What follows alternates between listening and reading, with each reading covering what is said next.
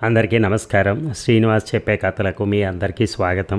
ఇప్పుడు మనం వినబోయే సీరియల్ నిన్నెందుకు ప్రేమించాలి 8వ భాగం. రచన కొమ్మూరి సాంబశివరావు గారు. మరి సీరియల్లోకి వెళ్దామా? మా కంపెనీలో 6 మంది ఆడవాళ్లను ఫీల్డ్ ఇన్వెస్టిగేటింగ్కి తీసుకుంటున్నాం. 200 జీతం, రోజుకు 10 రూపాయలు బేట. ఏమిటి పని? అదే కష్టం. ఇంటింటికి వెళ్ళి ఏ ఇంట్లో ఏ మేడ్ ఎలక్ట్రికల్ బల్బులు వాడుతున్నారో, ఎన్ని ఫ్యాన్లు ఉన్నాయో, ఫ్రిజిడైర్స్, ఎలక్ట్రిక్ హీటర్స్ ఉపయోగిస్తున్నారా, ఉపయోగించట్లేదా, ఉపయోగిస్తూ ఉంటే అవి ఏ కంపెనీవో, వాటి విషయంలో వాళ్ళ అభిప్రాయం ఏమిటో తెలుసుకుని మేము తయారు చేసే ఎలక్ట్రిక్ పరికరాల ప్రాశస్త్యం వాళ్ళకి నచ్చజెప్పాలి. పర్మనెంట్ ఉద్యోగం కాదు కదూ? కాదు. 6 నెలల ట్రయల్ తర్వాత 6గురిలో బాగా పనిచేసిన వాళ్ళని ఒకరినో ఇద్దరినో పర్మనెంట్గా తీసుకుంటాం. సరే, నాకు ఆ ఉద్యోగం ఇప్పిస్తావా? అప్లికేషన్ వెయ్యి, ఇంటర్వ్యూకి పిలుస్తాం. ఎవరు ఇంటర్వ్యూ చేస్తారు? నేను, మేనేజింగ్ డైరెక్టర్, ఇంకో డైరెక్టర్. కమల ఇంటర్వ్యూకి వెళ్ళింది. ఉద్యోగం ఇచ్చారు. వెంకటలక్ష్మి 2 సార్లు మంగళను చూడటానికి వెళ్ళింది. మంగళ గదిలోంచి బయటికి రాలేదు. ఒంట్లో బాగాలేదని నాగేశ్వరరావు చెప్పాడు. ఆమె మళ్ళీ వెళ్ళలేదు. రాము సేల్స్ డైరెక్టర్ అయ్యాడని, కాంటినెంట్ అంతా తిరిగి వచ్చాడని మూర్తికి తెలుసు. రాముకు పెద్ద ఉత్తరం రాశాడు.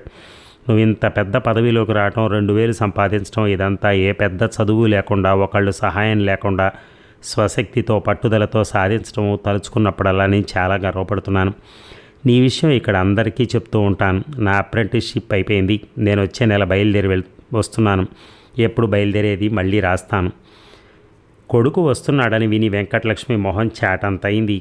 రాము, రాధ కూడా చాలా సంతోషంగా ఉన్నారు. ఓ రోజున రేపు మూర్తి వస్తున్నాడని కమలకు చెప్పాడు రాము. ఆఫీసులో కమల రిపోర్ట్ చూపించడానికి అతని గదికి వచ్చినప్పుడు. అలాగా అంది. మొహంలో సంతోషము లేదు, దిగులు లేదు, ఆతృత కానీ నర్వస్నెస్ కానీ కనిపించలేదు. రాము కమలను కళ్ళల్లోకి చూస్తూ ఆ బాధ పోయిందనుకుంటాను అన్నాడు. కమల మొహం తిప్పుకోలేదు. ఏమో, నాకే తెలియదు. ఆ విషయం నేనెన్నడూ ఆలోచించను అంది. మర్నాడు తల్లిని, చెల్లెల్ని తీసుకుని రాము ఎయిర్పోర్ట్కి వెళ్ళాడు. వాళ్ళు వెళ్ళిన 5 నిమిషాలకి నాగేశ్వరరావు ఒక్కడే వచ్చాడు. మంగళ ఎలా ఉంది అడిగింది వెంకటలక్ష్మి. అలాగే ఉంది. మీరు చూసి చాలా రోజులైంది కదూ? అవును, తీరిక ఉండటం లేదు రావటానికి అన్నది ఆమె. తనొచ్చిన 2 సార్లు మంగళ కనిపించలేదని జ్ఞాపకం చేయలేదు. చెవులు బద్దలయ్యేటట్టు హోరు పెడుతూ కిందకి దిగుతోంది ఏరోప్లేన్. నిచ్చెన లాంటిది తీసుకొచ్చి ప్లేన్ ఆగ్గానే తలుపు కానించారు. ప్రయాణికులు దిగుతున్నారు. అడుగో మూర్తి, రాధ అరిచింది. రాధ, రాము పరిగెత్తారు. నాగేశ్వరరావు, వెంకటలక్ష్మి వాళ్ళ వెనక నెమ్మదిగా వెళ్ళారు. ఓరి, బాగా లావైపోయావు, మంచి టీవీ కూడా వచ్చింది అంటూ తమ్ముడిని వీపు మీద తట్టాడు మూర్తి. ఈ 3 ఏళ్లలో ఎంత లావయ్యావో, విడిగా ఇంకెక్కడైనా నిన్ను చూస్తే గుర్తుపట్టేవాడిని కాదు అని చెల్లెలతో అని తల్లి దగ్గరికి వెళ్ళి అమ్మా వచ్చేశాను అన్నాడు ఆమె చేతులు పట్టుకుని. సంతోషంతో వెంకటలక్ష్మి కళ్ళల్లో నీళ్లు నిండాయి. చిక్కిపోయావు బాగా అంది. నీకు అలాగే కనిపిస్తాడు. చిక్కడమేటి, బాగా లావైతేను అన్నాడు రాము. తర్వాత మూర్తి నాగేశ్వరరావు వైపు తిరిగాడు. చెయ్యి అందించి షేక్ హ్యాండ్ ఇచ్చి మీ ఒంట్లో ఎలా ఉందండి అని వెంటనే మంగళ ఎలా ఉంది అడిగాడు. బాగానే ఉంది, ఇక వెళ్దామా అన్నాడు ఆయన. మూర్తి తల ఊపాడు. 5గురు ఎయిర్పోర్ట్లోంచి బయటికి వెళ్ళారు. నాగేశ్వరరావు అంబాసిడర్ పక్కన ఉన్న డ్రైవర్ మూర్తికి సలాం పెట్టాడు. నీ కారేది అడిగాడు మూర్తి రాముని. అంబాసిడర్ పక్కనున్న ఫియట్ని చూపించాడు రాము. నీ సొంతమా, నీ కంపెనీదా? పూర్తిగా నా సొంతం కాదు, ఇంకా 2 ఇన్స్టాల్మెంట్లు కట్టాలి చెప్పాడు రాము నవ్వుతూ. ఓ నిమిషం మూర్తి ఆలోచనలో పడ్డాడు. తల్లితో, తమ్ముడితో వెళ్ళాలా లేక నాగేశ్వరరావుతో వెళ్ళి మంగళను చూడాలా అని. అందరం మా ఇంటికి వెళ్దాం, ఏమంటావు రాము అడిగాడు నాగేశ్వరరావు. ఆల్ రైట్ అన్నాడు రాము. అందరూ రాము కారులో ఎక్కారు. మూర్తి సామాన్లు ఎక్కించి నాగేశ్వరరావు డ్రైవర్, రాము కారు వెనకే వెళ్ళాడు. ఇల్లు చేరుకోగానే కారు దిగి వెళ్ళి హాల్లో కూర్చున్నారు అందరూ. మూర్తి సిగరెట్ వెలిగించాడు. అక్కడికి వెళ్ళాక చేసుకున్న అలవాటు అన్నమాట ఇది అన్నది రాధ. ఇంకా ఏమైనా అలవాట్లు అయ్యాయా అడిగాడు రాము నవ్వుతూ. మూర్తి నవ్వి కొద్దిగా అన్నాడు, రాముకు మాత్రమే వినపడేటట్టుగా. అమెరికాలో తన చదువు గురించి, తన జీవితం గురించి, అక్కడ స్నేహితుల గురించి కబుర్లు చెప్పుకున్నాడు. మంగళ హాల్లోకి రాలేదు. ఆ సంగతి అందరూ గమనించారు. కానీ మంగళ ఏదని ఎవరూ అడగలేదు. మూర్తి కూడా అడగలేదు. గంట తర్వాత రాము లేచి, ఇక మేము వెళ్తాం అన్నయ్య, నువ్వు ఇంటికి ఎప్పుడొస్తావు అని అడిగాడు. వెంకటలక్ష్మి, రాధ కూడా లేచారు. వాళ్ళు ముగ్గురు ఒకటి, తను వేరు అని అప్పుడు అనిపించింది మూర్తికి. తనను ఎందుకు వేరు చేశారు వాళ్ళు? సాయంకాలం ఎన్ని గంటలకి ఇంటికి వస్తావు అడిగాడు తమ్ముణ్ణి. 6 గంటలకి. నేను 5:30కే వస్తాను అంది రాధ. త్వరగా రా అని చెప్పింది వెంకటలక్ష్మి మూర్తికి. ముగ్గురు కారెక్కి వెళ్ళిపోయారు. వసారాలో నిల్చుని కారు గేటు దాటేంతవరకు చూసి ఒక్క నిట్టూర్పు విడిచి వెనక్కి తిరిగాడు మూర్తి. నాగేశ్వరరావు హాల్లోనే కూర్చునున్నాడు. మంగళ ఏది ఇంటికొచ్చినా కనిపించదే అడిగాడు మూర్తి. దాని గదిలో ఉంది. నేను వస్తున్నానని కానీ వచ్చానని కానీ ఎవరూ చెప్పలేదా? చెప్పాను. తయారు హాల్లోకి తీసుకురావచ్చుగా. మా అమ్మ 2 సార్లు వచ్చినా మంగళ కనిపించలేదట. అమెరికాలో 3 ఏళ్ళు ఉండొచ్చాక మూర్తికి నాగేశ్వరరావు అంటే పూర్వం ఉన్న భయం పోయింది. వెళ్ళి మంగళం చూసిరా చెప్పాడు నాగేశ్వరరావు. మూర్తి నాగేశ్వరరావును పరీక్షగా చూసి ఇంకో సిగరెట్ వెలిగించి చకచక మెట్లెక్కి మేడ మీదకి వెళ్ళాడు. మంగళ గది బయట నిల్చుంది. తాయారు. మంగళ ఏం చేస్తోంది అడిగాడు. తాయారు జవాబు చెప్పకుండా గది వైపు చూపించింది. మూర్తి తలుపు తోశాడు. జుట్టంతా ఒక్క వెంట్రుక వదులుగా లేకుండా పైకి బిగువుగా దూకుని నడినెత్తిన కొప్పు పెట్టుకుంది. ఆ కొప్పు మీద నల్లని వల బిగుతుగా ఉంది. మెళ్ళో హారం కానీ, చెవులకు దిద్దులు కానీ, చేతులకు గాజులు కానీ లేవు. మంచం మీద కూర్చుంది. చీర లేదు. పనికిని మాత్రం కట్టుకుంది. పరికిణి కూడా చిరిగిపోయి పేలికలు వేలాడుతున్నాయి. తొడుక్కొనున్న జాకెట్ చింపుకుంది. తలుపు తెరుచుకోవటం కానీ, మూర్తి లోపలికి వచ్చి నిలబట్టం కానీ చూడలేదు. మంగళ పిలిచాడు మూర్తి. తల ఎత్తి కనుబొమ్మలు ముడిచి కళ్ళు చిట్లించి తలుపు వైపు చూసింది. మంగళ, నేను మూర్తిని అన్నాడు దగ్గరికి వెళ్ళి. తల కిందకి దింపి జాకెట్ చింపడానికి ప్రయత్నిస్తోంది. అతన్ని గుర్తుపట్టలేదు. మంగళ, నీకోసం ఎన్ని తెచ్చానో చూడు. చాక్లెట్లు, బిస్కెట్లు. మంగళ భుజం మీద నుంచి జాకెట్ పీలికలు వేళ్లాడుతున్నాయి. ఆ పీలికలు కూడా తీసేయాలని తంటాలు పడుతోంది. మూర్తి బాగా దగ్గరగా వెళ్ళాడు. గడ్డం పట్టుకుని మొహం తన వైపుకు తిప్పుకుని నేనెవరో తెలియదు అడిగాడు. మంగళ అతన్ని చూడటం లేదు. అతని మెడలో ఎర్రని టైని చూస్తోంది. ఏమిటి చూస్తున్నావు? ఇదే, దీని మీద చిన్న కుక్క బొమ్మ ఉంది చూడు. మంగళ అమాంతం 2 చేతులు జాచి అతని టై పట్టుకుని గట్టిగా లాగింది. అకస్మాత్తుగా అలా జరిగేటప్పటికీ మంచం మీద కూర్చున్న మంగళ మీద పడ్డాడు మూర్తి. మంగళ దృష్టి అంతా టై మీదే ఉంది. లాగుతోంది. రాలేదు. పళ్ళతో పట్టుకుంది. తీసిస్తాను వదులు అన్నాడు మూర్తి. వదలలేదు. 2 కాళ్ళు అతని నడుము కానీ చిట్టాయి 2 చేతులతో పట్టుకుని బలవంతంగా పెట్టి లాగింది. మూర్తి మెడ నలుగుతున్నట్టుగా ఊపిరి ఆడటం లేనట్టుగా అయిపోయింది. మంగళను 2 చేతులతో పట్టుకుని ఒక్క తోపు తోశాడు. మంచం చివరికి వెళ్ళి పడింది. గబగబట్టాయి ఊడదీసి మంగళ మీదకి విసిరేశాడు. దాన్ని తీసుకుని పళ్లతో పీకటం ప్రారంభించింది. మూర్తి జుట్టు చెదిరిపోయింది. వేళ్లతో సర్దుకుని ఆ గదిలోంచి బయటికి వెళ్ళాడు. మంగళం చూసావా అడిగాడు నాగేశ్వరరావు. నిప్పులు కక్కుతూ చూశాడు మూర్తి. మంగళకు పిచ్చి ఎక్కువైందని నాకెందుకు రాయలేదు? ఎందుకు దాచిపెట్టారు అడిగాడు. నాగేశ్వరరావు ఏడుస్తున్నాడు. కళ్ళ వెంట జలజల నీళ్లు రాలుతున్నాయి. ప్లీజ్, మిమ్మల్ని బాధించాలని కాదు. మీ ప్రవర్తన నాకు అర్థం కాక అడుగుతున్నాను. నువ్వు అంత దూరంలో ఉన్నావు తెలిస్తే ఏం చేయగలవు? బాధ తప్ప అన్నాడు ఆయన. చాలా వైలెంట్గా తయారైంది. నవ్వడం, ఏడవడం, తినడం, బట్టలు చంపడం కాదు, మనుషుల మీద పడుతోంది. డేంజరస్ అన్నాడు మూర్తి మళ్ళీ సిగరెట్ వెలిగిస్తూ. అబద్ధం. మంగళ మనుషుల్ని ఏమీ చేయలేదు. అబద్ధం చెప్పకు. అలా అబద్ధాలు కల్పించి చెప్తే ఊరుకోను అని అరిచాడు నాగేశ్వరరావు. అబద్ధాలేమిటి? నా టై లాగింది. నాకు ఊపిరాళ్ళ బలమైనోడిని కనుక సరిపోయింది. లేకపోతే ఊపిరాడికి ఈ పాటికి చచ్చేవాడిని. నీ టై ఎర్రగా ఉంది. బొమ్మలు ఉన్నాయి దాని మీద. నీకు హాని చేయాలని లాగలేదు. టై తీసుకోవాలని లాగుంటుంది. ఆ టై లేకపోతే నిన్నేమీ చేసి ఉండదు. నాతో రా వెళ్దాం. పాపం ఎవరిని ఏమీ చేయదు. చిన్నపిల్లలు కూడా ఏమీ చేయదు అని అరిచాడు నాగేశ్వరరావు. Utter nonsense. పిచ్చి బాగా ముదిరింది. Violently mad. ఇంట్లో ఉంచడం చాలా డేంజరస్. ఆసుపత్రికి పంపించాలి. నేను ప్రాణాలతో ఉండగా ఆ పని చేయలేవు. అమెరికా వెళ్ళి చదువుకుని వచ్చావు కనుక నా డబ్బుతో నీకు అవసరం తీరిపోయిందనుకుంటే సరే, మంగళను వదిలేసి వెళ్ళిపో. అంతేగాని మంగళను వదులుచుకునేందుకు పిచ్చి ఆసుపత్రికి పంపమంటే నేను ఊరుకోను అని బిగ్గరగా అరిచాడు నాగేశ్వరరావు. అలా అరవకండి. బ్లడ్ ప్రెషర్ పేషెంట్ మీరు. మంగళకు పిచ్చి కుదరాలంటే ఆసుపత్రిలో చేర్చాలి అన్నాను. ఇంట్లో ఉంటే ఎలా కుదురుతుంది అడిగాడు మూర్తి శాంతంగా. నాగేశ్వరరావు చల్లబడ్డాడు. ఇప్పుడు వద్దు, తర్వాత మాట్లాడుకుందాం అన్నాడు కళ్ళు మూసుకొని. ఇక అందరూ ఆ రాత్రి భోజనానికి కూర్చున్నారు రాము ఇంట్లో. వదినని తీసుకురావాల్సింది అన్నది రాధ. చెల్లెల ఆ మాట అనగానే మూర్తి మొహం చిన్నబోయింది. ఎక్కడికి తీసుకొచ్చేందుకు వీల్లేదు అన్నాడు. అదే అడిగింది తల్లి. పిచ్చి ఎక్కువైంది, బాగా ఎక్కువైంది అని మీరు నవ్వినా ఎక్కిరించినా ఎత్తి పొడిచినా నాకే అన్నట్టు నిర్లక్ష్యంగా అందరినీ చూశాడు మూర్తి. ఎవరు ఏమీ అనలేదు. 5 నిమిషాలు నిశ్శబ్దంగా ఉన్నారు. చివరికి వెంకటలక్ష్మి ఆసుపత్రిలో చేర్పించకూడదు, నయం అవుతుందేమో అంది. అదే నేను చెప్పాను, నాగేశ్వరరావు గారు వీల్లేదంటున్నారు చెప్పాడు మూర్తి. ఇక ఆ విషయం ఎవరో మాట్లాడలేదు. 10:30కి మూర్తి బయలుదేరాడు. జాగ్రత్త నాయన అన్నది తల్లి భయంగా. మూర్తి నవ్వి వెళ్ళిపోయాడు. ఇక పిచ్చాసుపత్రిలో వద్దు, డాక్టర్ అభయం నర్సింగ్ హోమ్లో చేర్పిద్దాం అన్నాడు మూర్తి నాగేశ్వరరావుతో. మొదట్లో చేర్పించాను, మళ్ళీ చేర్పించితే మాత్రం ఏం లాభం అడిగాడు నాగేశ్వరరావు. మీరు తొందరపడి 2 నెలల తర్వాత తీసుకెళ్లారని, లేకపోతే అప్పుడే కుదిర్చేవాడిని చెప్పాడు ఆ డాక్టరు. సరే నీ ఇష్టం. మంగళను నర్సింగ్ హోమ్లో చేర్పించాడు మూర్తి. ముందు ఒక 2 రోజులతో పాటు ఏవో మందులు ఇచ్చి తర్వాత ఎలక్ట్రిక్ షాక్ ట్రీట్మెంట్ మొదలు పెడతానన్నాడు. మూర్తి ఉద్యోగం కోసం ప్రయత్నాలు ప్రారంభించాడు. కూతురుని ఆసుపత్రిలో చేర్పించినప్పటి నుంచి నాగేశ్వరరావు మంచం పట్టాడు. జీవన్ రాజ్ జైన్ అండ్ కంపెనీలో అడ్మినిస్ట్రేషన్ ఆఫీసర్గా మూర్తికి ఉద్యోగం అయింది. 1800 జీతం. 4 రోజులకు ఒకసారి నర్సింగ్ హోమ్కి వెళ్ళి మంగళను చూసేవాడు. ఆదివారాలు తల్లి, తమ్ముడు, చెల్లెలతో ఇంట్లో గడిపేవాడు. అలా 6 నెలలు గడిచాయి. మంగళ పిచ్చిది. భార్య పిచ్చిదైతే విడాకులు తీసుకోవచ్చని మూర్తికి తెలుసు. విడాకులు తీసుకుని మళ్ళీ పెళ్లి చేసుకోవాలనే ఆలోచన 1-2 సార్లు కలిగింది. కానీ ఆ ఆలోచన అణుచుకున్నాడు. 1 సంవత్సరం గడిచిపోయింది. ఇక రాము పెళ్లి చేసుకున్నాడు. అతని ఆఫీసులో ఉద్యోగం చేస్తున్న సుగుణ అనే అమ్మాయిని. BA పాస్ అయింది సుగుణ.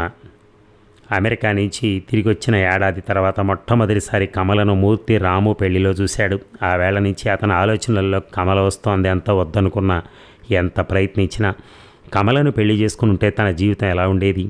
ఆ జీవితం కళ్ళ ముందు చిత్రించుకుంటాడు. మంగళను పెళ్లి చేసుకోవటం తను చేసిన పెద్ద పొరపాటని మనసులో అతను అనుకోవటం లేదు. ఆ సంవత్సరంలోనే రాధ పెళ్ళయింది. రాధ తను పనిచేస్తున్న ఆఫీసులో తనలాగా 150 సంపాదిస్తున్న ఒక యువకుణ్ణి చేసుకుంది. పెళ్లి కాగానే రాధ, ఆమె భర్త ప్రకాశ్రావు మాంబళంలోనే వేరే ఇల్లు అద్దెకు తీసుకుని కాపురం పెట్టారు. ఇక నాగేశ్వరరావు మంచం మీద నుంచి కదలటం లేదు. పూర్తిగా మంచం పట్టాడు. బాగా చిక్కి శల్యం అయిపోయాడు. మంగళను ఆసుపత్రిలో చేర్పించి ఏడాది కావస్తోంది. ఓ రోజు మంగళను చుట్టానికి ఆసుపత్రికి వెళ్ళి రాగానే మూర్తి ఓ మాట పిలిచాడు నాగేశ్వరరావు. మంచం దగ్గరికి కుర్చీ లాక్కుని కూర్చున్నాడు మూర్తి. మంగళని చూసొచ్చావా? అవును. తగ్గుతుందా? మీరు ఆ మధ్యలో చూశారుగా, ఏమనిపించింది మీకు అని అడిగాడు.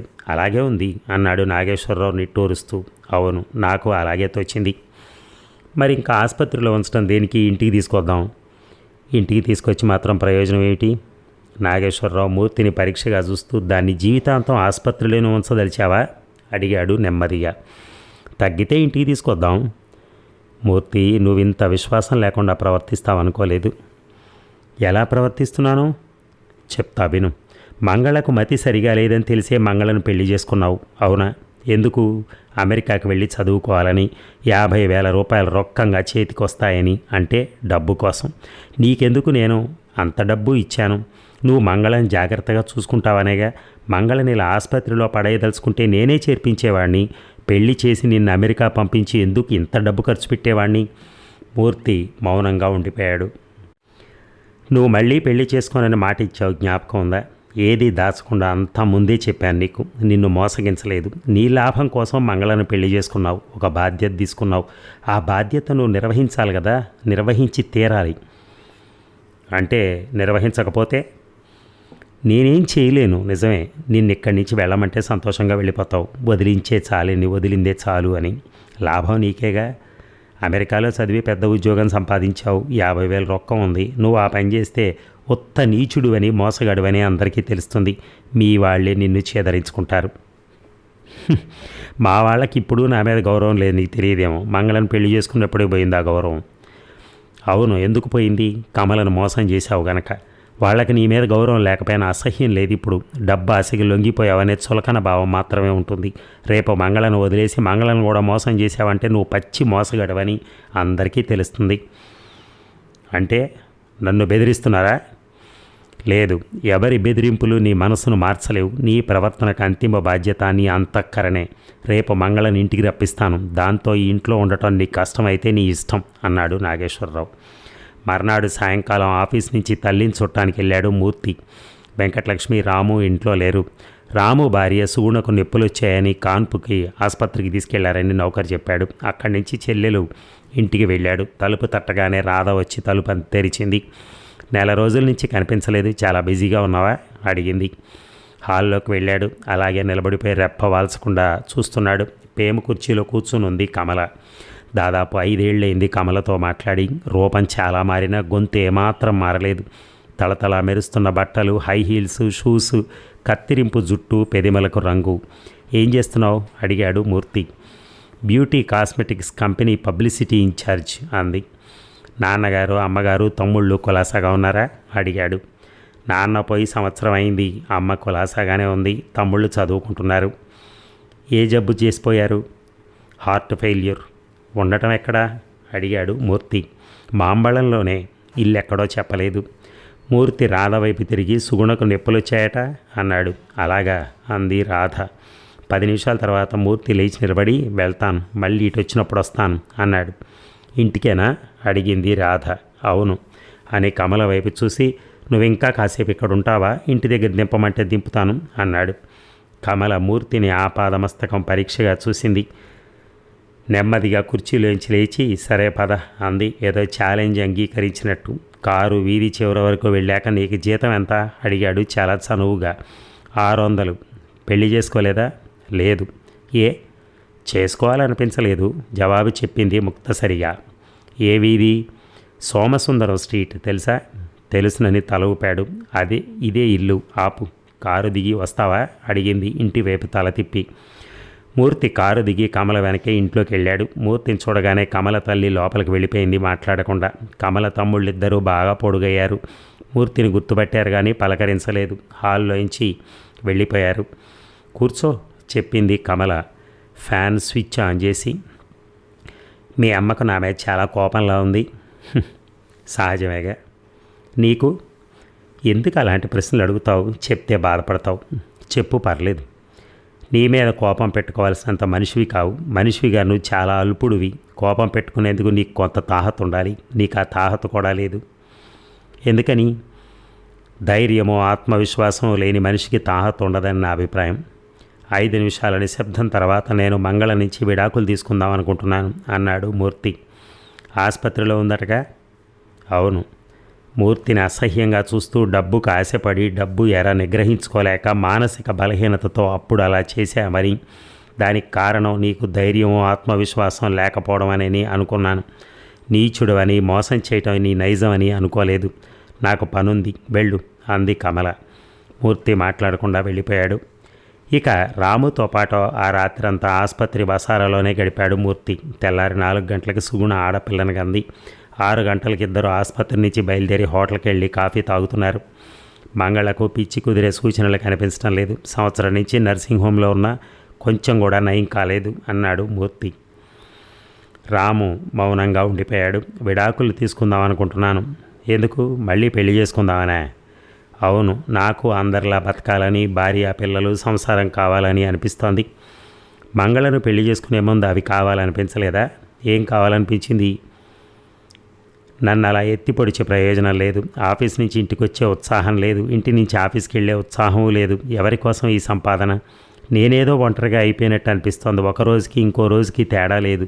నాతో జీవితం పంచుకునే మనిషే కావాలనిపించడం తప్ప?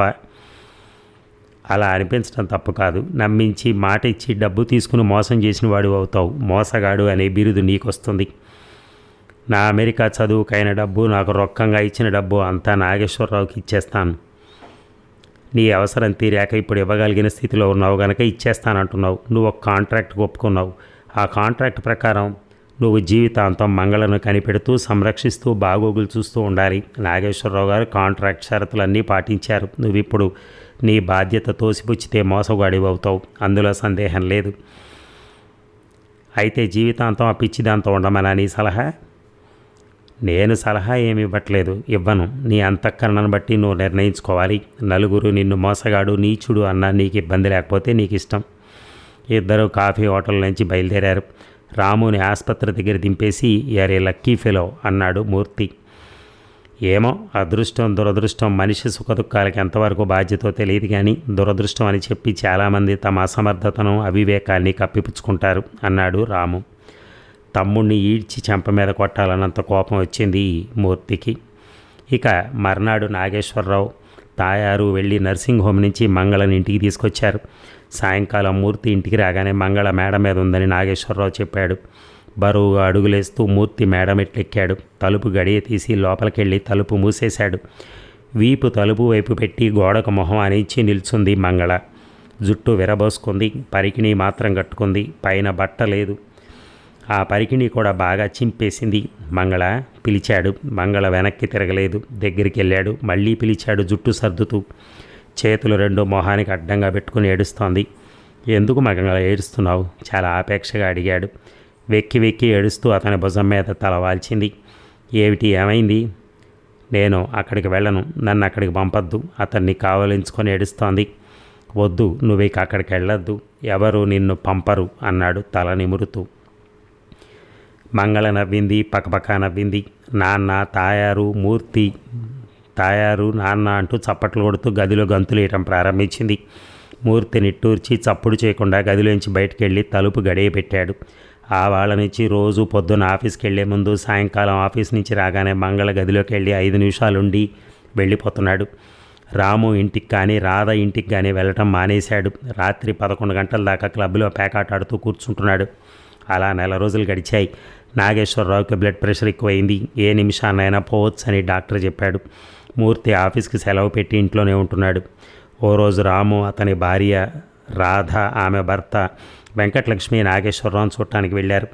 నేను పోగానే మంగళను మళ్ళీ నర్సింగ్ హోమ్కి పంపుతావా అడిగాడు నాగేశ్వరరావు అల్లుడిని. మీరు వద్దన్నారుగా, ఎందుకు పంపుతాను? నిన్ను నమ్మి నీకు నా కూతురునిచ్చాను, మోసం చేయనని మాట ఇవ్వు. మంగళను నిర్లక్ష్యం చేయనని, మళ్ళీ పెళ్లి చేసుకోనని, విడాకులు తీసుకోనని అందరి ముందు మూర్తి మాట ఇచ్చాడు. ఆస్తి అంతా కూతురు పేరున రాసిన మంగళ సంరక్షకుడిగా మూర్తికి ఆస్తి మీద అన్ని హక్కులు ఇస్తూ వీలునామా రాశాడు నాగేశ్వరరావు. అంత పెద్ద ఆస్తి హస్తగతమైనందుకు మూర్తికి సంతోషం లేదు. నాగేశ్వరరావు పోయినందుకు నిజంగానే విచారంగా ఉంది అతనికి. ఇప్పుడు మంగళకి తను తప్ప ఎవరూ దిక్కులేదు. క్రమంగా మూర్తికి జీవితంలో ఇంట్రెస్ట్ తగ్గుతోంది. ఆఫీస్కి వెళ్ళటం, తిన్నగా ఆఫీస్ నుంచి ఇంటికి రావటం అంతే. ఎప్పుడైనా మంగళకి చీరో, పువ్వులో, బిస్కెట్లో తెచ్చేవాడు. తినే వస్తువులు తెచ్చిస్తే 2 చేతులతో నోట్లో కుక్కునేది. బట్టలు తెస్తే చింపి గదంతా పోగులు చేసేది. మూర్తి ఒక్కొక్కప్పుడు నవ్వేవాడు, ఒక్కొక్కప్పుడు చేదరించుకునేవాడు. మంగళకి పిచ్చి కుదురుతుందన్న నమ్మకం పూర్తిగా పోయింది. 2 సార్లు తిరుపతి కొండ మీదకి తీసుకెళ్లాడు. సాధువులు, గోసాయిలు దగ్గరలో ఎక్కడన్నా ఉన్నారంటే అక్కడికి తీసుకెళ్లేవాడు. తాయెత్తులు కట్టించాడు, పూజలు చేయించేవాడు. అలా 6 నెలలు గడిచిపోయాయి. ఏమీ లాభం లేకపోయేటప్పటికీ మూర్తికి సహనం పోయింది. విసుగు, కోపం ఎక్కువయ్యాయి. ఆఫీసులో కింది ఉద్యోగస్తులను చీటికి మాటికి కసిరేవాడు. ఒక్కొక్కసారి 4-5 రోజులు సెలవు పెట్టేసేవాడు. మూర్తి మీద కంపెనీకి డైరెక్టర్లకి ఫిర్యాదులు వెళ్ళాయి. ఓ రోజు మేనేజింగ్ డైరెక్టర్ మూర్తిని పిలిపించి, మిస్టర్ మూర్తి, నైవేలి దగ్గర ఉన్న మన ఫ్యాక్టరీలో అడ్మినిస్ట్రేటివ్ ఆఫీసర్గా నిన్ను ట్రాన్స్ఫర్ చేయదలుచుకున్నాం అని చెప్పాడు. కారణం అడిగాడు మూర్తి. మీ మీద చాలా కంప్లైంట్స్ వచ్చాయి, జాగ్రత్తగా పరిశీలించాం. అయితే ఉద్యోగం నుంచి తీసేయచ్చుగా. మా పద్ధతి కాదది, పెద్ద అధ్యతాల వాళ్ళని అలా తీసేయం. నేను మద్రాసు వదిలి వెళ్ళటానికి వీలుండదు. నీ ఇష్టం అన్నాడు మేనేజింగ్ డైరెక్టర్. వెంటనే బయలుదేరి వెళ్ళి నైవేలి దగ్గర ఉన్న ఫ్యాక్టరీలో చేరవలసిందని మూర్తికి ఆవేళే ఆర్డర్ వచ్చింది. ఇక అప్పటికప్పుడే రాజీనామా రాసిచ్చాడు. సాయంత్రం రాము ఇంటికి వెళ్ళి చెప్పాడు. డామిట్, అసలు నేనే మానేద్దాం అనుకుంటున్నాను అన్నాడు. ఇంకో ఉద్యోగం కోసం ప్రయత్నిస్తావా? సొంతంగా ఏదైనా పరిశ్రమ స్థాపిద్దామని ఆలోచిస్తున్నాను. పెట్టుబడే కాదు, వ్యాపార దక్షత, అనుభవం చాలా ఉండాలి అన్నాడు రాము. మూర్తి నవ్వి, డబ్బుంటే సరి అవెంతలో అన్నాడు. ఇక సైకిల్ లైట్స్, రిమ్స్ మొదలైన పరికరాలు చేసే ఫ్యాక్టరీ స్థాపించాడు మూర్తి. దాదాపు 3 లక్షల పెట్టుబడి కావాల్సి వచ్చింది. ఆస్తి అమ్మలేదు కానీ తాకట్టు పెట్టి డబ్బు తెచ్చాడు. ఇక రాము మేనేజింగ్ డైరెక్టర్ అయ్యాడు. జీతమే కాక కంపెనీ లాభాల్లో వాటా కూడా వస్తోంది. ఆర్థిక పరిస్థితి పెరగకపోయినా రాధ, ఆమె భర్త చాలా సుఖంగా, తృప్తితో జీవిస్తున్నారు. వాళ్ళకు ఓ పిల్లాడు. వాళ్ళ సంసారం చూసినప్పుడు తన బతికిలా అయినందుకు మనస్సు చివుక్కుమనేది మూర్తికి. మరి ఈ భాగం ముగిద్దాం, మళ్ళీ రేపు కలుద్దాం. Thank you.